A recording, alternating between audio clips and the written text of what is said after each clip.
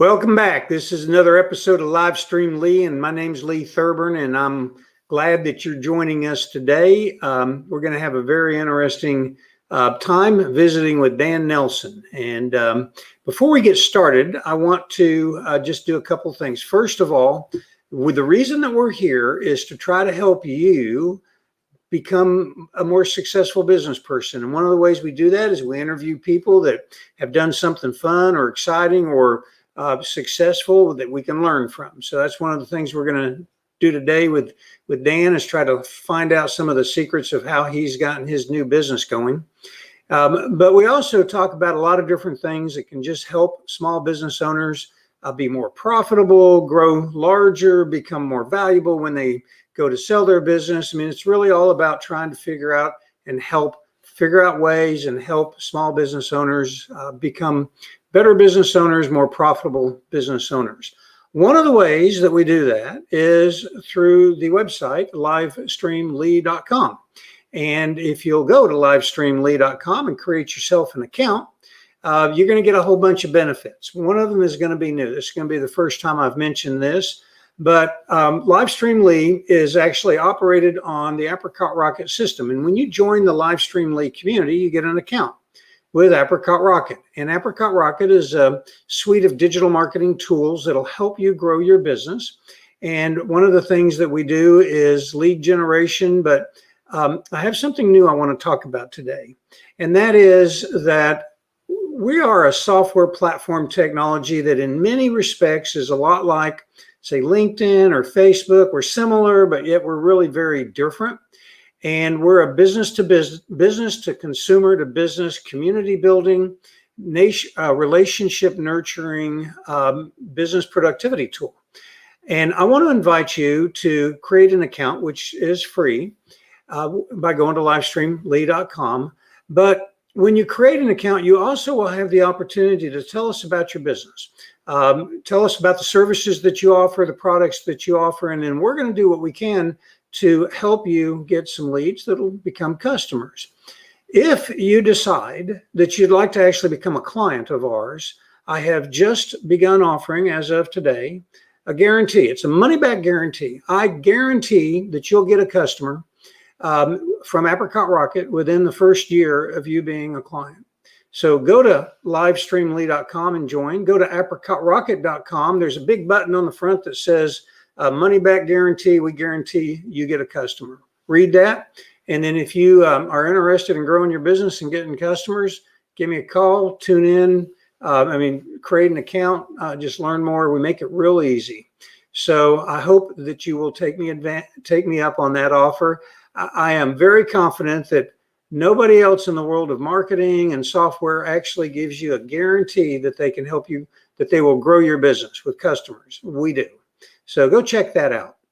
Okay, now we're going to talk to Dan Nelson. And Dan is, I'm showing you a picture of him there. I don't really know why, because we don't really need to do that. We're just going to bring the man in himself. And here we go. Here's Dan. Hi, Dan. How are you today? Doing good. Just waiting for it to start raining. Yeah, I walked my dog just a few minutes ago and it was thundering and lightning. And just as I got back, the rain started coming down. So glad to see it. So Dan, thank you for making time to be here today. You and I have talked quite a few times over the last year that I've known you. And I tell people a couple of times a week that you have a newsletter that I really, really enjoy. And because you draw from the history that you research as you create it. So we're going to get around to that, but I'm really interested to know, how did you get interested in genealogy? Was it something you always had an interest in, or did you do something that stimulated an interest? Tell me about that story. Yeah, I don't know that I ever said to myself, oh, you have an interest in genealogy, you should pursue it. My mom, I always listened to the stories from the grandparents, looked at the, pieces of paper that had the names of, your ancestors, that as far as they knew. And my mom got into doing it back in the pencil and paper days. There was no certainly internet at that time.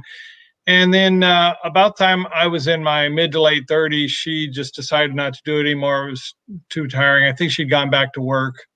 And so I picked it up from her. And because I traveled a lot for work, I was able to take it a lot further than she'd been able to. So it was fun that way. And then eventually, researched my wife's family, my two son-in-laws, and then how it sort of turned into a business is another story.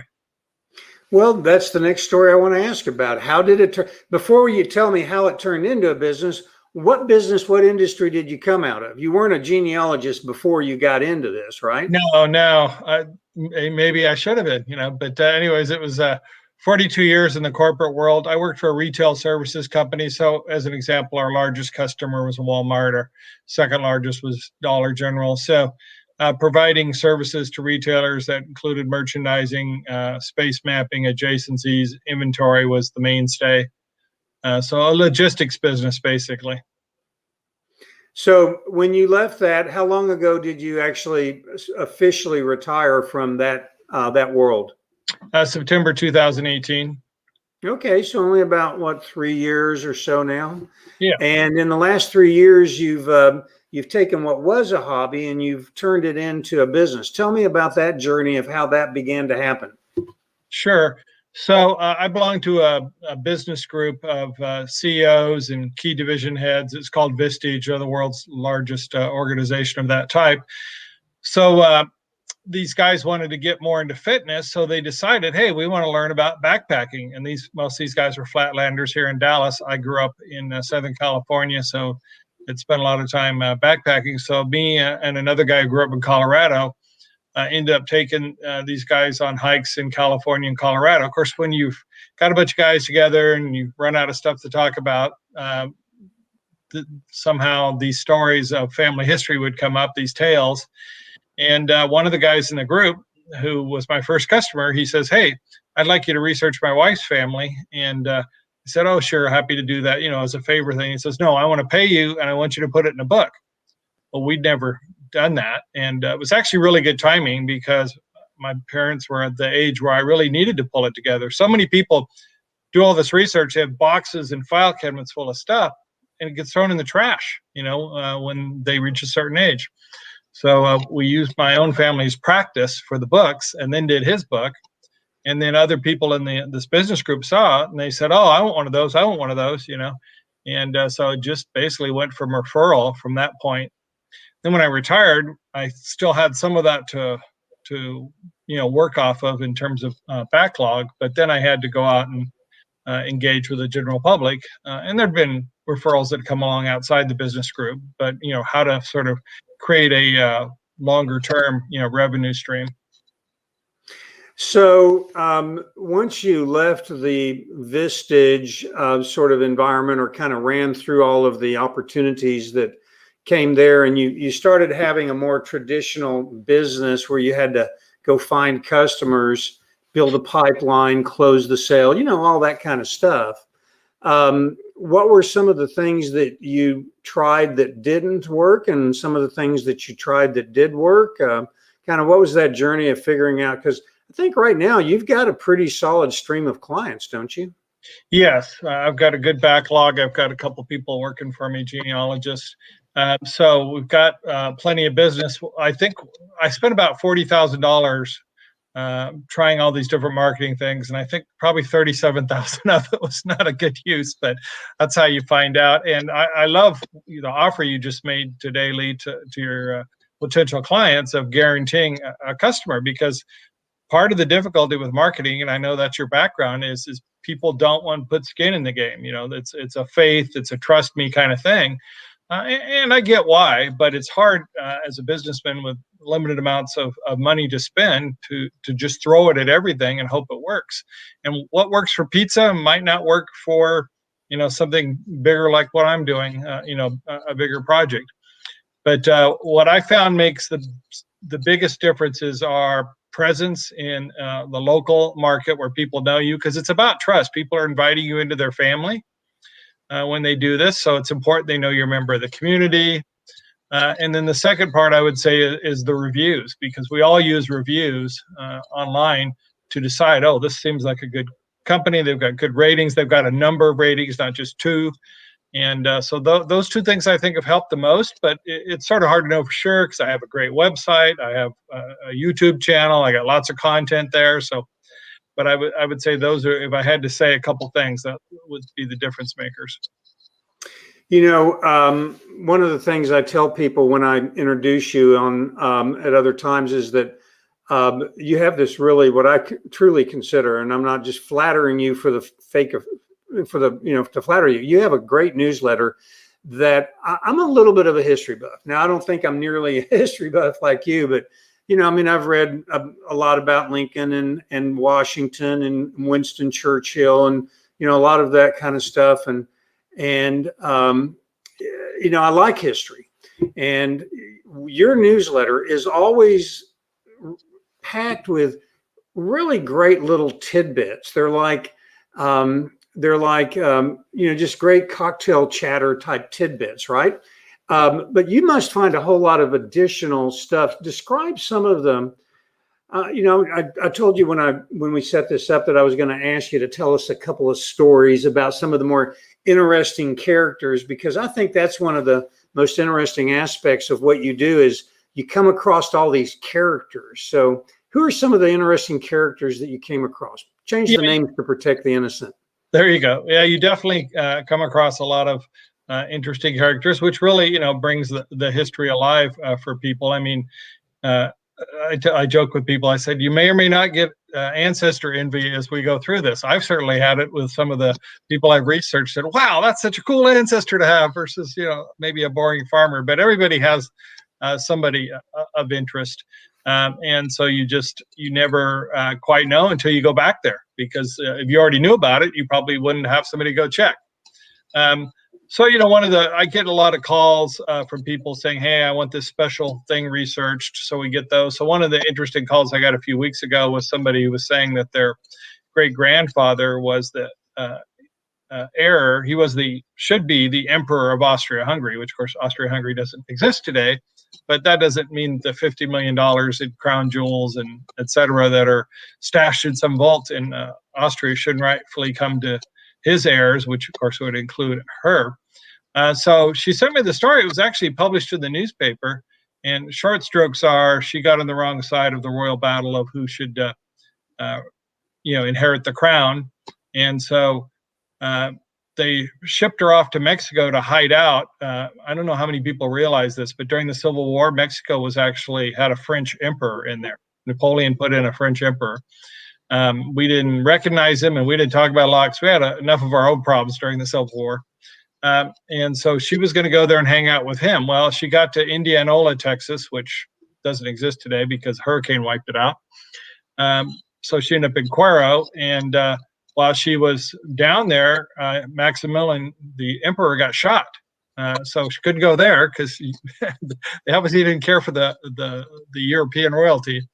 And so she spent the rest of her life there, this Princess Caroline. So the trick is, how do you prove that Princess Caroline is the rightful heir? And it's difficult because I was told, and from what I saw in my short, brief study, we haven't dived fully into it yet, was that she was vetted from the European records, because you don't want, if you can prevent there being a challenge, you want to do that. So that's just one little story that came up. I mean, I'm working on a client's ancestry right now, and you never know what you're going to run into, but it turns out that he has an ancestor that was hung as a Salem witch. And if I had one thing to say that in terms of a commonality amongst all my clients, I have had more people trace back to Salem witches than probably anything. There were only 19 people hung as Salem witches, but I would say half my clients descend from either a direct line or an aunt was a Salem witch. Then others were accusers, judges. So it's just interesting. This small little segment of early America has spread into so many genes, so much DNA for all these clients. Because most of my clients, being based in Dallas, tend to have more southern roots than northern roots, and yet they somehow one line sneaks up there to Salem. So I know that you like to travel quite a bit, and one of the reasons you've already mentioned this that you travel is because it gives you an opportunity to do some local research. Now, I have this, and I'm probably completely wrong, but with ancestry.com and all the different online resources, I would have kind of thought there wouldn't really be a big need to go do local, like looking through, books and file cabinets like research. Is that still a big part? Does that really help you in your research, or is it mostly online? It depends on the customer because obviously it costs more to travel, and so we sort of bill ourselves as the family historian for the middle class. So if it was the Perot family, they might say, sure, fly here, do that, interview that, hire what you need, and you're spending six figures. But for the average middle class person, they're only interested to a certain dollar amount, and Right. so most of the work is done digitally. But if you say, okay, well, from when I started doing genealogy, there was maybe 5%, 10% digitally available, and when I say digitally, I mean microfiche, and you go and turn the crank at the library kind of thing. To now, it's probably in the mid 80s, in terms of what's digitally available. So there's still a lot out there that's not. And of course, just like a detective, sometimes you got to get on the plane to go research the case. You can't do it all from your computer on your desk. And this is just history detective. So yeah, sometimes you got to go there.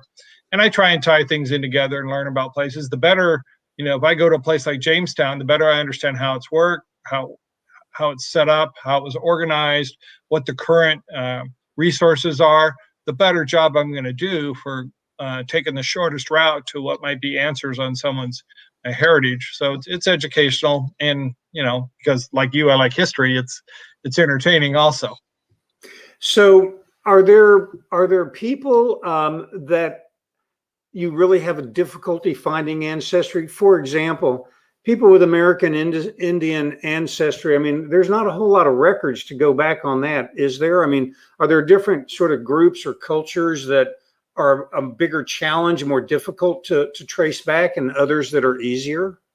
Yes, absolutely. So yes, Native American is a difficult one. There's some very distinct places to go look, but for the most part, the path runs cold.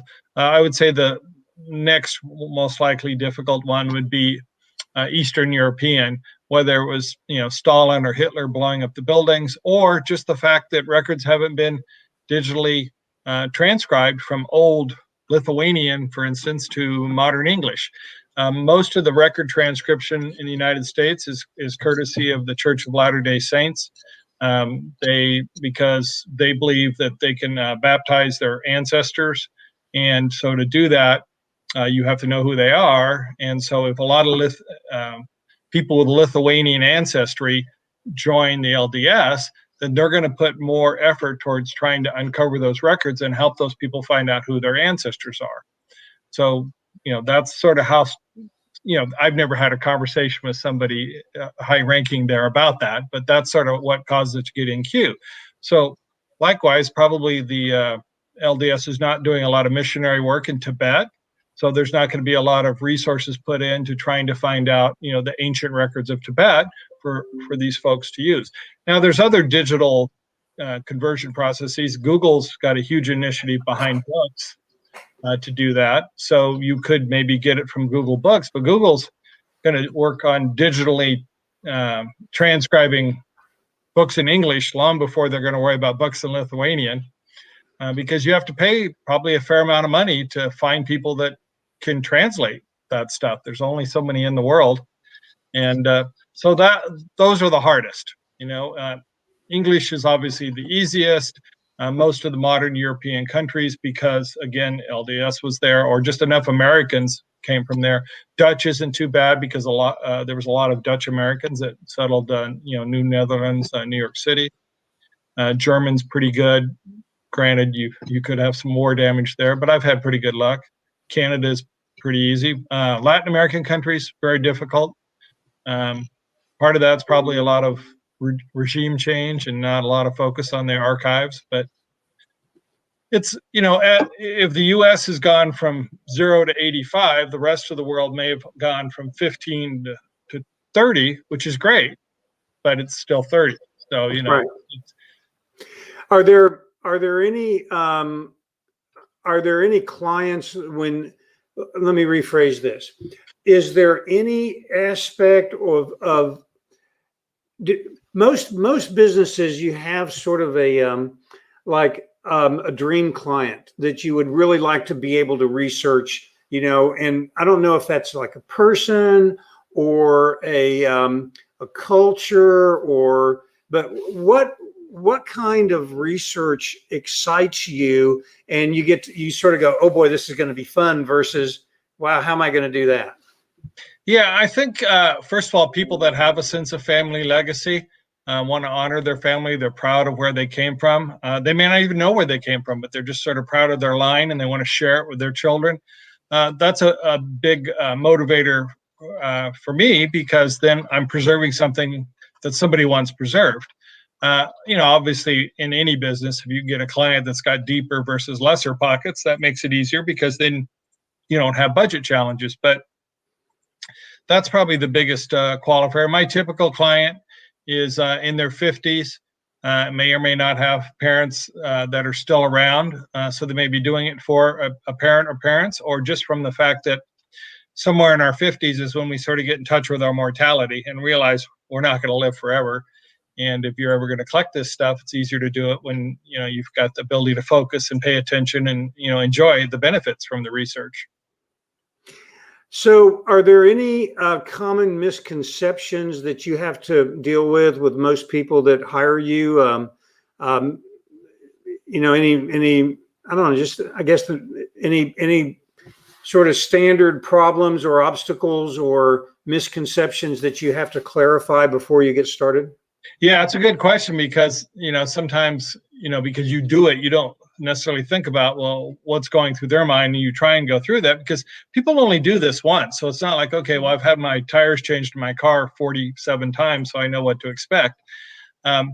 So I think probably the one that surprises people the most is there's a tendency for people to think that they have Native American ancestry. Of course, with DNA tests now, we can confirm some of that, but those legends tended to get passed down. And you got to remember, I'm a grandfather. I don't know if you are, Lee, but, the job of grandfathers 100, 200 years ago was to entertain the grandkids. So you told them a story when they're 3.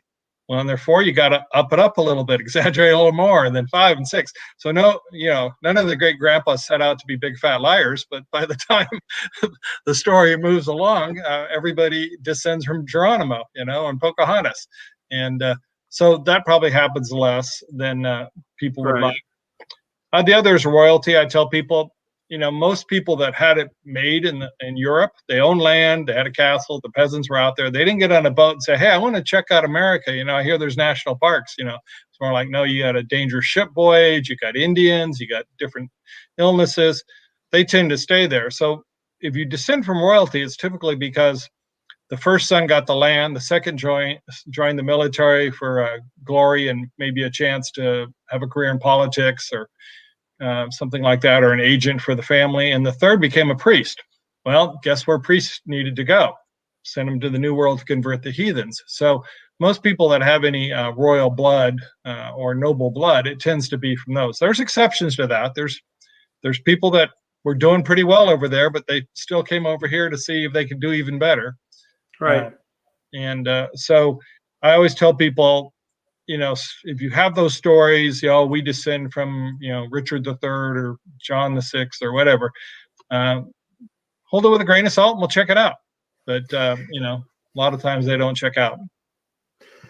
Dan, you're on your second career, and I don't really know if you want to call this a career or not, but you've already taken it from just a casual hobby to an actual business.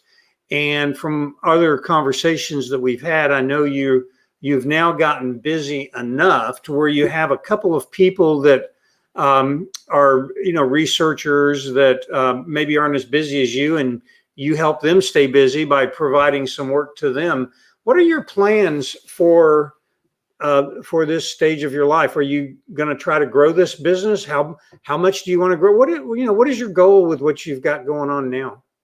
Yeah, so I think I figured out how to create the revenue stream. So now it's a matter of bringing people on board that have the same view of the product that we're producing, from a quality standpoint and an efficiency standpoint in terms of getting the work done and getting it to clients. Because it's sort of an interesting thing with Ancestry. Right now, we're all going through this thing where you can't get anything on time.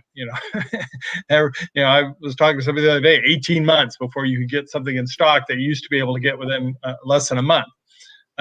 So with our work, I like to get to starting on people's ancestry within 3 months. Well, the longer my queue gets, the further out that can get. So I want to make sure that doesn't happen where people are interested, but we can't get to it for a long time. So that's why I'm adding folks, figuring out what I can, slough off that I don't, need to be focusing my attention to. Just like any business, you get somebody to do your marketing stuff, as an example. Right. So I have more time to do the fun stuff.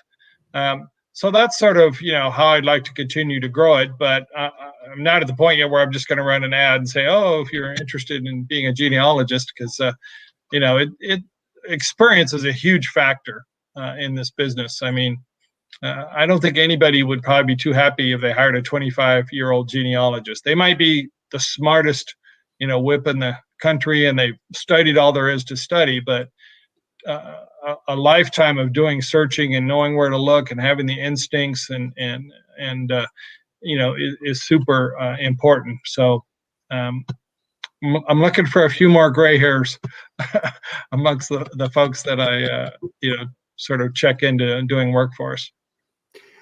Dan, the last question that I want to ask you, it relates to technology, but a different kind. It's you mentioned DNA testing. How important is DNA testing? How much do you use it, rely upon it? Do you have any thoughts about the whole concept? There's a lot of controversy, I know, to DNA in a lot of people's minds. So talk a little bit about how that fits into what you do. Well, what DNA testing enables us to do that was not very easy to do in the past was adoptees. I mean, they really had no shot unless somebody gathered some paperwork and handed it down or whatever. So now adoptees, and we've done projects where we've taken DNA, just figured out who their ancestral line was, and done the research and produced a family history book for them. Obviously, they have a lot less contemporary pictures than regular biologically descended folks.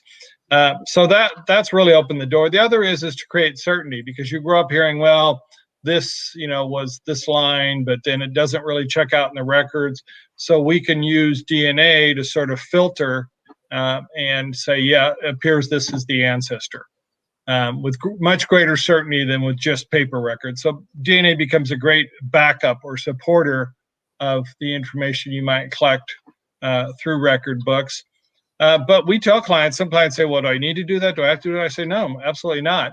As a matter of fact, I won't even suggest you do it unless I feel like we've gotten to a wall and we can't get past it. And depending on how many generations back that wall is, it may not be worth climbing it over. You may not want to know who your sixth grandparent. I would want to know, but obviously I've got a different bug than other people. Right. But you might not want to care who your sixth great grandparent is, so you may not want to put your DNA out there for that benefit. So it just depends. It's very individual. We just certainly don't require it or expect it. If you're an adoptee and you came to me and said, I want to know my family ancestry, but I don't want to provide my DNA, I wouldn't give them very high odds that we'll be able to do that without really good clues. Dan, when somebody wants to engage you or have an exploratory conversation with you, what does that look like, and what should they do? How's the best way to reach you? The easiest thing is to go to our website, Dan at dancestorsgenealogy.com. Dancestorsgenealogy.com is the website, and there's a contact form there. You can fill it out. You can also subscribe to the newsletter that you mentioned there that comes out every couple of weeks. And that'll give you a flavor for it too. And then we'll have a conversation. There's it says 1 hour free consultation, but it's not like I'm sitting there with a stopwatch. But basically, I try and answer everybody's questions, give them ideas, because everybody's situation is a little different. So some people, want, the greatest amount of information that they could collect in their family. For instance, somebody could come and say, not only do I want to know all the ancestors of Lee Thurburn, but I want to know his second cousins, his third cousins, everybody in America with the last name Thurburn. Well, that's a different project than somebody that says, I've got a very limited budget. I just want to know my direct line ancestors. I don't care about the uncles and aunts and stuff like that. Or I only want to go to the Civil War. I only want to go to the shore. And so we have those conversations to sort of help people decide what they want relative to their budget, because everybody has a budget. And so that's what we sort of try and flesh out. But of course, if I just say, how much do you want to spend? Everybody's going to want to say the lowest amount of money. It's no different than if you say, oh, you want to buy a car, how much do you want to spend? We all answer $500, even though we know we're not going to drive off the lot with a $500 car. Right. So I try and just step through that. The other thing we offer people is, you could do this over many years. There's nothing magical about, oh, you have to research your whole family in a year. None of these people are going anywhere. They're, long buried that we're researching. So it's sort of a great gift for your family. 4 years in a row, you could do one of each of the grandparents as a project. So I encourage people to do that too, so they don't feel like they got to, bite it off all at once. It's sort of fun to spread the information out over a period of time. You're getting new knowledge, new history. I got to do that, not because it was a clever plan, but because I didn't have the time or mostly the time or the money to go chase it all in 1 year. I still had to work and raise a family. So we do that for you. Dan, thank you for making time today to come and visit and tell us more about, what you do and how you run your business.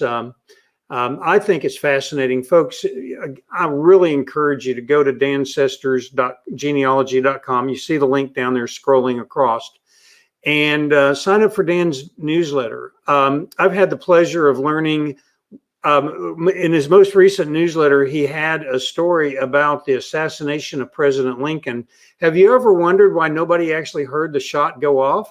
Well, there was a joke being told on stage that caused such a raucous laughter that nobody could hear the gunshot. Well, the assassin, John Wilkes Booth, was a thespian who knew that that joke was going to be a killer joke, pun intended. But I would not have known that. And Dan actually shared what the joke was. That's the kind of stuff that that he unturns or turns over, or, and shares. It's just kind of fun. So if you like that kind of stuff, you're really gonna enjoy Dan's newsletter. Dan, thank you. We'll see. The nice thing with the newsletters, if you don't like it, it's easy to unsubscribe. We don't chase people, so the newsletter is a reminder every couple of weeks that, hey, if you're interested in going further with this, just reach out. But if you're not, you just want to read the newsletter, that's fine too. That's right. You can always unsubscribe. Dan, thank you. We'll see you. We'll see you soon. I'm going to put you back in the waiting room. Bye. Okay. So again, just a reminder, go to livestreamlee.com, click on join my community. By the way, when you're there, you're going to see a link to Dan Nelson, Ancestry Genealogy, and you can click there and go directly to Dan's website. So we make that real easy for you. All right. Thank you for tuning in. Next week, we're going to start a series on marketing, and I think you're going to really enjoy it. It's a lot of good stuff. Make it fun. Have some guests. So please come back Monday through Friday, every weekday at 3 o'clock for Livestream Lee. Thanks. Bye.